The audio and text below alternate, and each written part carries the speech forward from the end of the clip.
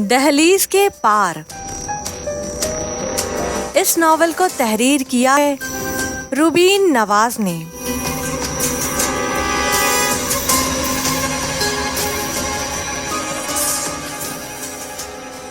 کیا یہ تم میری فکر کر رہی ہو؟ میرے اس سوال پر کچھ دیر پھر سے خاموشی چھا گئی. کیا ہوا؟ تم خاموش کیوں ہو گئی؟ آپ کی فکر کرنے والے بہت ہیں، میرے فکر کرنے سے بھلا کیا ہو جانا ہے؟ اس کا مطلب تو یہی ہوا نا کہ تمہیں فکر ہے. خوش فہمی میں مبتلا نہ ہو سراج صاحب. لو جی، اب میں اتنا غیر ہو گیا ہوں کہ تمہیں مجھے صاحب کہہ کر پکارنا پڑا. ایسی بات نہیں ہے، آپ جائیں یہاں سے، مجھے تنگ مت کریں. آفیسر حدیث وزیر صاحبہ، پوتا تو میں بھی اسی دادا کا ہوں جس دادا کی تم پوتی ہو، اکڑو اور سڑیل. لہٰذا اپنے دونوں کانوں کو اچھے سے کھولتے ہوئے اور صاف کرتے ہوئے سن لو کہ میں یہاں سے کہیں نہیں جاؤں گا. ارے واہ، آپ تو اچھی خاصی تقریر کرنے لگ گئے ہو. اتنی لمبی بات نہ ہو گئی، کوئی تقریر ہو گئی. یہی بات آپ کچھ لفظوں میں بھی ادا کر سکتے تھے. تقریر نہیں، میرے راضی کرنے کا انداز ہے. اسے انداز نہیں، ضد کہا جاتا ہے. تو پھر تم ضد چھوڑ کیوں نہیں دیتی؟ سرات، ضد میں نہیں، آپ کر رہے ہیں. میں نے تو آپ کو کہا ہے نا کہ ابھی جائیے، رات کے کھانے پر ملاقات ہوگی. میں یہاں سے کہیں نہیں جاؤں گا، بے شک اسے میری ضد سمجھو یا ہٹ دھرمی. میں اتنا کہہ کر خاموش ہو گیا کہ شاید مجھے خاموش دیکھ کر دروازہ کھول دے، لیکن یہ میری بھول تھی. مجھے خاموش پاتا دیکھ کر وہ بھی خاموش ہو گئی تھی. لیکن میں بھی یہاں سے نہیں اٹھوں گا جب تک وہ دروازہ نہیں کھولے گی. میں ایک کرسی کھینچ کر لایا تھا تاکہ اس پر بیٹھ سکوں. تقریباً باری باری سبھی گھر والے مجھے بلانے آ چکے تھے، لیکن میں نے سب کو منع کر کے واپس بھیج دیا. دادا جان میری اس نادانی پر مسکرا دیے. مجھے تو سمجھ نہیں آتی یہ ضد کرنے کی عادت تم دونوں کے اندر کہاں سے آئی. دادا جان آپ سے ہی ملی ہے یہ عادت ہم دونوں کو. وہ ہنستے ہوئے وہاں سے چلے گئے. اب یہ کہاں سے آ ٹپکی؟ میں نے نگینا کو دیکھتے ہوئے کہا. سرات، یہ کیسی ضد ہے؟ اٹھے یہاں سے پلیز. مجھے بالکل اچھا نہیں لگ رہا آپ کا اس طرح یہاں بیٹھنا. میرا یہاں بیٹھنا اور آپ کو اچھا نہ لگنا، یہ بات مجھے کچھ ہضم نہیں ہوئی نگینا بی بی. کیونکہ مجھے آپ کی پرواہ ہے، اور آپ کیوں ایک ایسی لڑکی کے لیے خود کو ہلکان کیے جا رہے ہیں جو کسی کی نہیں سنتی. وہ یہاں گھر پر کسی کی نہیں سنتی، یہاں تک کہ اپنی ماں کی بھی نہیں سنتی. تو آپ کی کیوں سنے گی؟ جتنا میں اسے جانتا ہوں اتنا آپ 24 سال میں اسے نہیں جان پائیں، تو اب کیا خاک جانیں گی؟ آپ یہاں سے اندازہ لگا لیں، وہ 24 سال کی ہو گئی ہے، ابھی تک نکمی کی نکمی ہے، اور میں 22 سال کی ہو کر اتنی سمجھدار اور سگھڑ لڑکی ہوں. ہاں وہ تو مجھے دکھ ہی رہا ہے. خیر، جہاں تک مجھے خبر ہے آپ تو اپنے تینوں بھائیوں سے بڑی ہیں، پھر اپنے آپ کو سب سے چھوٹا کیوں ظاہر کر رہی ہیں؟ آپ کو کس نے یہ بتائی بات؟ مجھے عمیر نے بتایا تھا کہ اس کی ایک بہن ہے جو ان سب سے بڑی ہے. وہ تو میں ایسے ہی مذاق کر رہی تھی. وہ اس لیے کیونکہ مجھے سب یہی کہتے ہیں کہ میں سب سے چھوٹی لگتی ہوں، یہاں تک کہ حدیث سے بھی. اچھا ٹھیک ہے، تو یہ سب آپ مجھے کیوں بتا رہی ہیں؟ مجھے اپنے بارے میں آپ کو بتانا اچھا لگ رہا ہے، اس لیے میں آپ کو بتا رہی ہوں. اور ویسے بھی آپ نے خود بولا تھا کہ جب آپ پاکستان آئیں گے تو ملاقات کریں گے مجھ سے. تو یہ ملاقات ہی تو ہے. اور آپ کی نظر میں ملاقات کیسی ہوتی ہے؟ یہ تو سرسری سی ملاقات ہوئی نا. میں آپ کو اسپیشل اپنے گھر بلواؤں گی کھانے پر.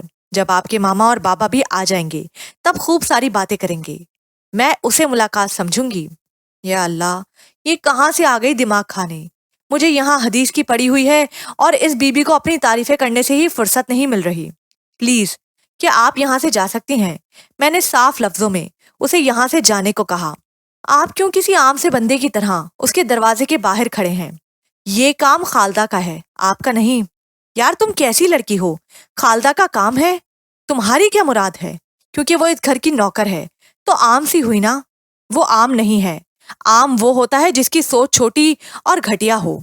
خالدہ بہت خاص ہے کیونکہ اللہ تعالیٰ نے اس کا دل بہت بڑا اور سخی بنایا ہے. پلیز اپنی اس سوچ کو بدلو، ورنہ یہ تمہیں کہیں کا بھی نہیں چھوڑے گی. جس اللہ نے تمہیں پیدا کیا ہے اسی نے خالدہ کو بھی پیدا کیا ہے. تو پھر ایک ہی اللہ کے بنائے ہوئے بندوں میں تم فرق کیوں کر رہی ہو؟ حیرت ہوئی ہے مجھے تمہاری ایسی بات سن کر. اب جاؤ یہاں سے. اور ہاں، ایک اور بات، میں عام ہی ٹھیک ہوں، لیکن میرے اللہ کا شکر ہے اس نے میرا دل بہت صاف بنایا ہے۔ وہ منہ بسوڑتے ہوئے چلی گئی۔ میں سوچتا ہی رہ گیا کہ لوگ خود کو پتہ نہیں کیا سمجھنے لگ جاتے ہیں۔ لوگ اتنے کم عقل اور بے وقوف بھی ہو سکتے ہیں، اس بات کا مجھے اندازہ تو تھا، لیکن آج یقین بھی ہو گیا۔ اسی وجہ سے بابا بھاگ گئے تھے یہاں سے کہ وہ بھی ریتی رواجوں کی بھیٹ نہ چڑھ جائیں۔ میں دادا جان کو قصوروار نہیں ٹھہراؤں گا، کیونکہ خاندان میں ایک لفظ مجبوری بھی ہوتا ہے جب سب کچھ بگاڑ کر رکھ دیتا ہے، کیونکہ خاندان میں ایک لفظ مجبوری بھی ہوتا ہے جو سب کچھ بگاڑ کر رکھ دیتا ہے، اور میں اس مجبوری لفظ کو دور کر کے چھوڑوں گا۔ رات کے 8 بج گئے تھے، کھانا ٹیبل پر لگ چکا تھا، لیکن حدیث کے باہر نکلنے کا ابھی کوئی نام و نشان نہیں ملا تھا۔ لیکن اب وہ دروازہ کھولنے والی ہوگی، کیونکہ کھانا کھانے کے لیے تو اسے باہر نکلنا پڑے گا۔ میں ابھی یہی سب کچھ سوچ رہا تھا کہ دروازہ کھلنے کی آواز آئی۔ سامنے حدیث کھڑی تھی۔ کسی ایسے شخص سے روٹھے رہنا کتنا مشکل تھا جو ہمارے دل کے بہت زیادہ قریب ہو۔ میں روٹھی تو تھی، لیکن روٹھے رہنا بہت مشکل تھا۔ میں اتنی جلدی راضی بھی نہیں ہونے والی تھی۔ آپ سے سرات، آپ نے میرا بہت دل دکھایا ہے۔ آپ مجبور ہوں گے، لیکن اس کی ہمت بھی آپ ہی کی وجہ سے ہوئی تھی مجھے اتنی باتیں سنانے کی۔ اس ٹاول کو تو ایسی ہتکڑیاں ڈالوں گی کہ ساری عمر یاد رکھے گی۔ اوہ، ٹاول سے یاد آیا، وہ بھی تو آنے والی تھی سرات کے ساتھ۔ وہ کہاں گئی؟ میں نے ٹاول کو پوچھنے کے لیے لب کھولے ہی تھے کہ رک گئی، کیونکہ میں تو ناراض تھی۔ حدیث، کیا آپ دروازے پر کھڑی مجھے دیکھتی ہی رہو گی یا کچھ بولو گی بھی؟ میں بنا کچھ بولے اور کہے دروازے سے باہر نکل آئی۔ سرات نے میرا بازو پکڑ کر مجھے روک لیا۔ میں اپنا بازو چھڑوانے کی بہت کوشش کی، لیکن میرا بازو ٹس سے مس نہیں ہوا تھا۔ سرات، میرا بازو چھوڑیں۔ نہیں چھوڑوں گا جب تک میرے ساتھ بات نہیں کرو گی۔ اچھا، تو یہ بات ہے، پھر پکڑی رکھیں آپ میرا ہاتھ، کیونکہ میں راضی نہیں ہونے والی۔ راضی تو تم کیا، تمہارے ابا جان بھی ہوں گے مجھ سے۔ ان کی اس بات پر میں نے اپنی ہنسی پر بہت مشکل سے قابو پایا تھا۔ اچھا، میرا ہاتھ چھوڑیں اور پلیز جا کر اپنا منہ دھوئیں، بالکل، بلکہ شاور لیں جا کر، اپنا حلیہ دیکھیں، تھکن سے کس طرح کا ہو گیا ہے، حال بے حال ہوا ہے آپ کا۔ پہلے راضی ہو جاؤ، پھر میں تمہاری یہ بات مانوں گا۔ سرات، بالکل بچوں جیسی حرکتیں ہیں یہ، راضی اس طرح سے نہیں کیا جاتا۔ تو پھر کیسے منایا جاتا ہے؟ تم بتا دو۔ پیار سے مناتے ہیں۔ میں نے سرات کی طرف دیکھتے ہوئے یہ بات بولی تھی۔ چھوڑ دے میرا ہاتھ اور 10 منٹ میں فریش ہو کر کھانے کی ٹیبل پر پہنچے۔ حکم دے رہی ہو؟ سرات میرے قریب آتے ہوئے بولے۔ میں نے پیچھے مڑ کر ان کی طرف دیکھا۔ میرا سر ان کے چہرے سے ٹکرا گیا۔ وہ اتنا میرے قریب ہو کر کھڑے تھے، مجھے سمجھ ہی نہیں آئی آگے سے انہیں کیا جواب دوں۔ میں نے سرات کی آنکھوں میں آنکھیں ڈالتے ہوئے کہا، ہاں، اسے آپ میرا حکم ہی سمجھیں۔ وہ میری اس بات پر مسکرا دیے۔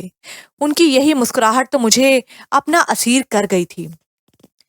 آپ کا حکم سر آنکھوں پر، وہ میری کہہ کر رک گئے تھے۔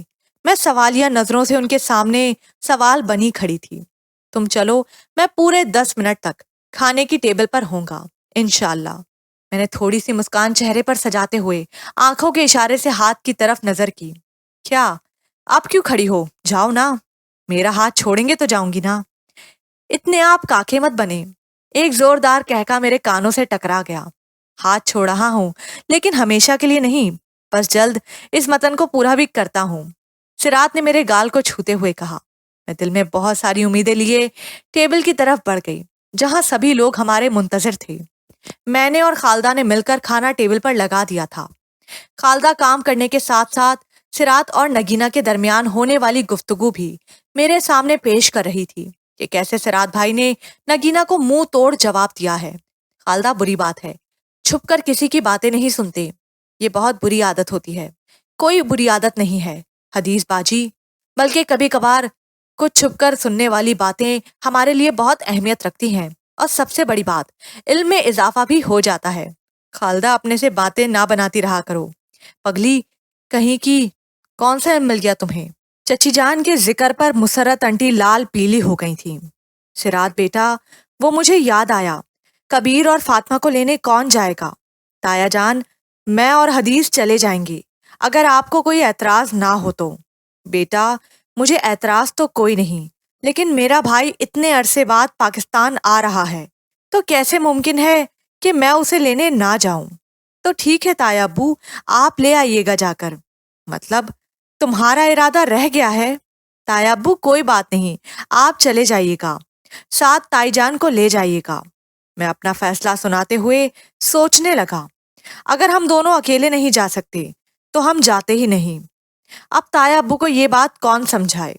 दादा जान मेरी तरफ देखते हुए मुस्कुरा रहे थे, जैसे वो मेरी हर रम्ज से वाकिफ हों। चलो मामला हल हो गया, मैं और तुम्हारी ताई अम्मी जाकर ले आएंगे। इस्माइल, चलोगे हमारे साथ? बाबा इस्माइल चचा से उनकी राय पूछ रहे थे और वो मुसर्रत आंटी की तरफ देखते हुए कुछ देर खामोश हो गए। फिर उसके बाद बोले, भाईजान मैं कल तक आपको बता दूंगा। यानी कि इस्माइल चचा की तरफ से ना थी। सिरात मेरा मुंह देखने लगे, जैसे मुझे पूछ रहे हों कि ये क्या माजरा है। मैंने भी खामोश रहना ही मुनासिब समझा। आज सर्दी फिर से जोरों शोर पर थी। चार सू पहाड़ सीना ताने खड़े थे। सुबह सवेरे उठना मेरा मामूल था और मैं भला अपने मामूल की खिलाफ वर्जी कैसे कर सकती थी। दादा जान ज्यादा ठंड होने के बायस आज घर पर ही रुक गए थे। मैं और खालदा अपने आप को गर्म कपड़ों में लपेटे हुए बाहर की जानिब जाने लगे तो पीछे से आवाज हमारे कानों से टकराई, तो लिहाजा ये मौसूफ भी उठ गए। चोरी छुपे घर से कहीं निकलना गलत बात है, वो भी दो खूबसूरत दोशीजाएं। आप लोगों को इस ऑफिसर को उठा लेना चाहिए था। अगर मैं खुद ना उठता तो तुम दोनों तो मौके से फरार होती। सिराज भाई, अब तो आप खुद उठ गए हैं, तो फिर आप भी चलिए हमारे साथ। ना भाई, पहले अपनी बाजी से पूछ लो, ऐਵੇਂ ही मार पड़ेगी तुम्हें भी और साथ मुझे भी। मैं अपना रुख फेरते हुए हंसने लगी। शोखे ना हो तो सिराज भाई आप चलें, बाजी की इतनी हिम्मत कि वो आपको कुछ कहें। मैंने खालदा को आंखें निकाली। वो मुझे नजरअंदाज करते हुए दोबारा सिराज से हम कलाम हुई। खालदा, मुझे तुम्हारी बहादुरी पर फख्र है। मेरी बहन हमेशा खुश रहो, वरना जिस अंदाज से तुम्हारी बाजी ने आंखें दिखाई है ना, बंदा पहली फुर्सत में उन पर फिदा हो जाए। सिरात का इस तरह बात करना मेरे लिए नया था। मुझे उनकी ये बात सुनकर दिली खुशी हुई थी, यानी कि उनका प्यार मुझ पर आया होने वाला है। मैं अंदर ही अंदर मुस्कुरा दी थी। चलो, अब यहाँ खड़ी एक दूसरे का मुंह देखती रहोगी या मेरी पहाड़ों से दोस्ती करवाने भी जाओगी कि नहीं? सिरात ने जैकेट पहन रखी थी। बिलाशुबा वो गर्म जैकेट थी, लेकिन बाहर का मौसम बेहद ठंडा था। मैं अंदर से एक गर्म चादर ले आई थी ताकि सिरात अपने कांधों के ऊपर ओढ़ सकें। ये ले चादर, ओढ़ लें ऊपर, बाहर ठंड बहुत है, ये ना हो आपको ठंड लग जाए। मैंने चादर पकड़ते हुए कहा, बड़ी फिक्र कर रही हो। मैं बिना कुछ बोले बैरूनी गेट की तरफ बढ़ गई। रास्ते में चलते हुए मुझे कुछ सूझा, क्यों ना हदीस को तंग किया जाए। खालदा, भला हम निग्गो को भी साथ ले आते। छोड़े भाई उस आफत की पुड़िया को, कोई नहीं लाना उसे साथ। वो सच मुझे याद आया, आपके साथ तो एक लड़की भी आने वाली थी। वो नहीं आई क्या आपके साथ? आई है वो मेरे साथ, उसे मैं कैसे छोड़कर आ सकता था। लेकिन वो हदीस के घर नहीं आना चाहती थी। मैंने एक दफा फिर से हदीस को छेड़ते हुए कहा, तो आप क्यों यहाँ आ गए? आप भी ना आते।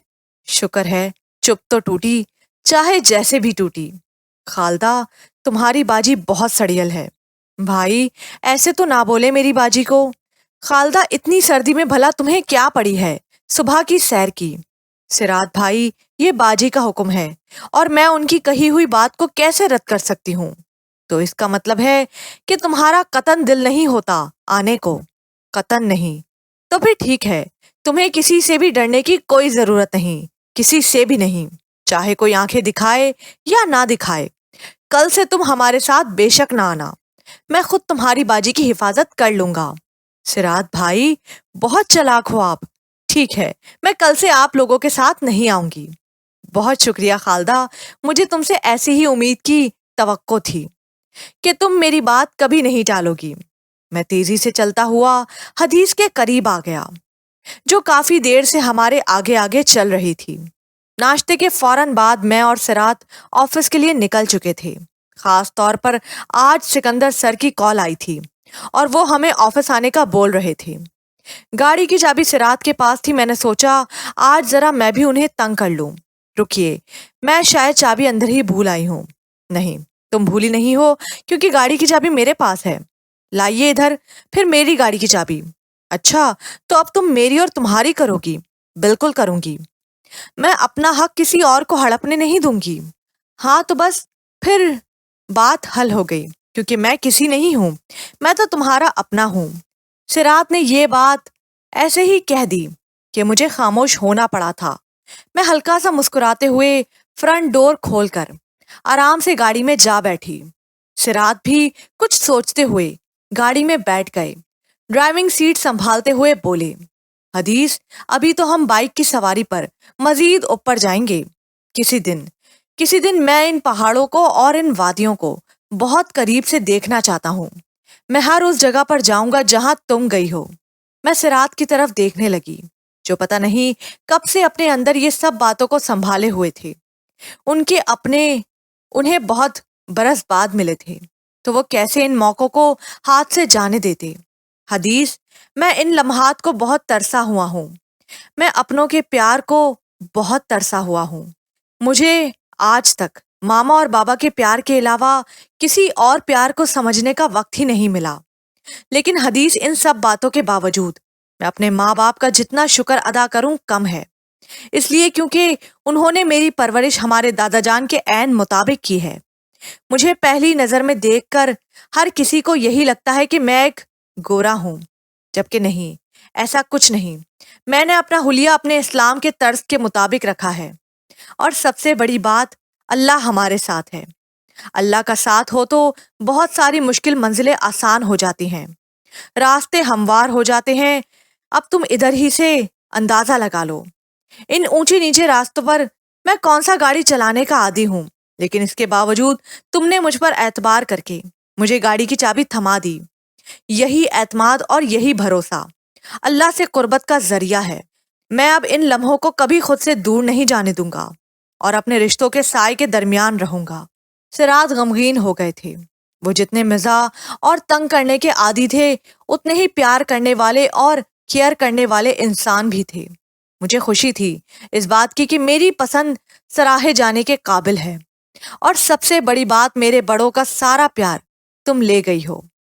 اب میرے دادا جان سے تایا ابو اور تائی جان سے دور رہنا، ورنہ مجھ سے برا کوئی نہ ہوگا، آئی سمجھ۔ وہ پھر سے مزہ کرنے والے موڈ میں آ گئے تھے۔ سرات، میں خود بھی یہی چاہتی ہوں۔ جو پیار آج تک آپ کے حصے کا میں لیتی رہی ہوں، وہ اب آپ لینا سب سے۔ اور ہاں، آپ اب چچی جان اور چاچو سے دور رہیے گا، کیونکہ ان سے اب پیار لینے کی باری میری ہے۔ Okay done. سرات خوشی چہرے پر سجائے ہوئے بولے، میں نے اللہ کا شکر ادا کیا، چاہے دیر سے ہی صحیح، ہم سارا خاندان ایک ہو گئے ہیں، اتنا ہی کافی ہے۔ آئیے، میں آپ دونوں کا ہی انتظار کر رہا تھا۔ ہمایوں سر ہمیں دیکھتے ہوئے بولے، سرات صاحب، آپ ہمارے لیے ایک بہت قابل آفیسر ہیں۔ آپ کا دماغ نہ چلتا تو ٹاول کبھی بھی پاکستان آنے کے لیے رضامند نہ ہوتی۔ سر، یہ میرا فرض ہے اور میری ڈیوٹی کا حصہ ہے، اور سب سے بڑی بات، کوئی بھی مخالف ملک کا خفیہ ایجنٹ ہمارے ملک میں رہ کر ہمارے ساتھ ہی غداری کرے، یہ میرے لیے ناقابل برداشت ہے۔ مجھے میرے کام کے ساتھ بہت لگاؤ ہے، کیونکہ مجھے میرے ملک کے ساتھ بہت لگاؤ ہے، اس لیے میں کبھی نہ چاہوں گا کہ کوئی میرے ملک کے خلاف آواز بلند کرے، میں اس کی آواز ہی نہ بند کر دوں۔ سرات، مجھے فخر ہے آپ پر، اور ٹاول اپنے ٹھکانے پر خوش ہے۔ اسے کسی قسم کا کوئی شک تو نہیں ہوا؟ بے فکر رہیں، وہ کسی بھی قسم کے شک میں مبتلا نہیں ہو سکتی۔ چلو، یہ تو فکر ختم ہوئی، اگلے ٹارگٹ کا کیا ارادہ ہے؟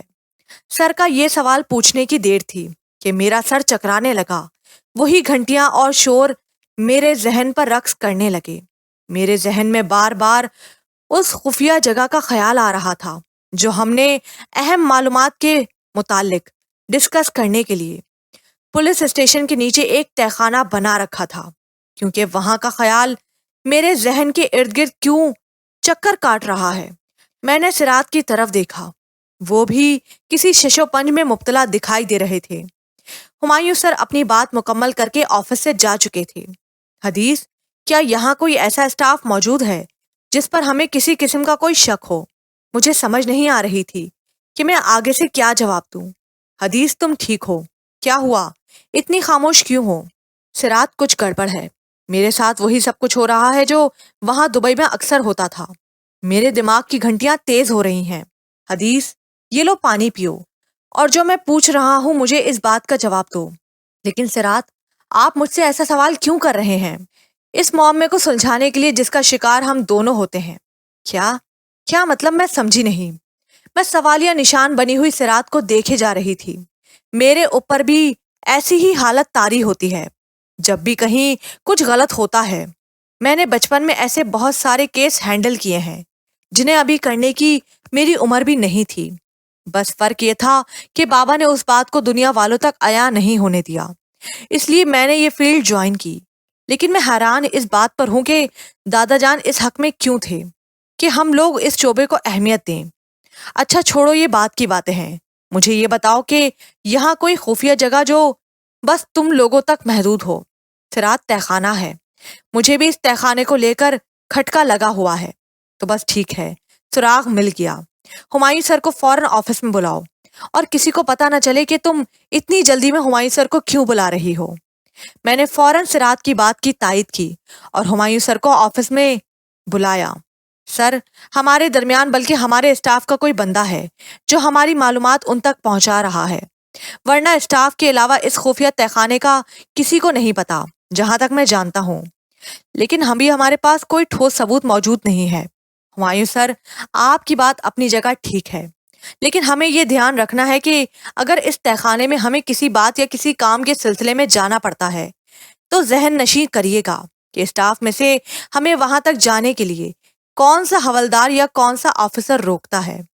اگر کوئی ایسا کرے گا تو ہمیں اسی پر سب سے زیادہ نظر رکھنی پڑے گی۔ میرا خیال ہے سکندر سر کو ابھی اس بات سے آگاہ کرنا چاہیے، بلکہ کریے انہیں بھی آگاہ۔ وہ مین ہیڈ ہیں ہمارے ڈپارٹمنٹ کے۔ ہاں سچ، مجھے یاد آیا، حدیث وہ زینب والے کیس میں ٹاول بھی ملوث ہے۔ کیا مطلب سر؟ میں آپ کی بات نہیں سمجھی۔ میرے چہرے کا رنگ اڑ گیا تھا ہمایوں سر کی بات سن کر۔ حدیث، زینب پچھلے 1 مہینے سے لاپتہ ہے۔ آپ کو اس بات کی خبر نہیں؟ میرا زر جو پہلے مہو گردش تھا مزید چکرانے لگا۔ مجھے وہ سب باتیں یاد آنے لگی میں نے گھر میں جب فون کیا تھا۔ زینب کے ساتھ بات کرنے کو یہ کہہ کر ٹال دیا جاتا کہ وہ اپنی نانی کے گھر گئی ہے۔ مجھے شک بہت پہلے ہو گیا تھا، پر اپنے گھر والوں کو جھوٹا کیسے ثابت کرتی میں؟ میری آنکھوں کے سامنے زینب کا چہکارتا ہوا چہرہ رقص کر رہا تھا۔ اس کی مسکراہٹ میرے ذہن میں گھوم رہی تھی۔ اس کا ہنستا ہوا چہرہ پورے گھر میں رونق کیے رکھتا تھا۔ حدیث، خود کو سنبھالو۔ سرات میری ڈھال بنے میرے ساتھ کھڑے مجھے حوصلہ دے رہے تھے۔ میرا سانس گھٹنے لگا تھا۔ میری کوئی بہن نہیں تھی۔ زینب اور خالدہ ہی میری بہنوں سے بڑھ کر تھیں، اور سہیلیوں سے بڑھ کر بھی۔ خالدہ کو تو کچھ عرصہ ہی ہوا تھا ہمارے پاس آئے ہوئے۔ زینب نے آنکھ بھی میرے سامنے کھولی تھی۔ کیسے میں نے اسے دلدل میں پھینکنے دیا؟ میرے پیچھے سے کیا کچھ نہیں ہو گیا؟ پتہ نہیں کون درندہ اسے اٹھا کر لے گیا ہے۔ کس حال میں ہوگی؟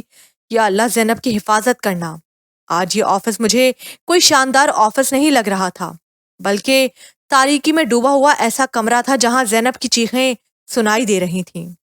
میں اپنے آنسوؤں کا ضبط توڑتی ہوئی آفس سے باہر بھاگ گئی۔ میرا دل کر رہا تھا کھلے آسمان کے نیچے جا کر اپنے سارے آنسوؤں کو بہا ڈالوں۔ میں زینب کی حفاظت بھی نہیں کر پائی۔ میں روتی ہوئی آفس سے باہر نکل گئی تھی۔ مجھے لگتا ہے حدیث اس بات سے آگاہ نہیں تھی۔ جی سر، وہ نہیں جانتی تھی یہ بات، اس سے چھپائی گئی ہے۔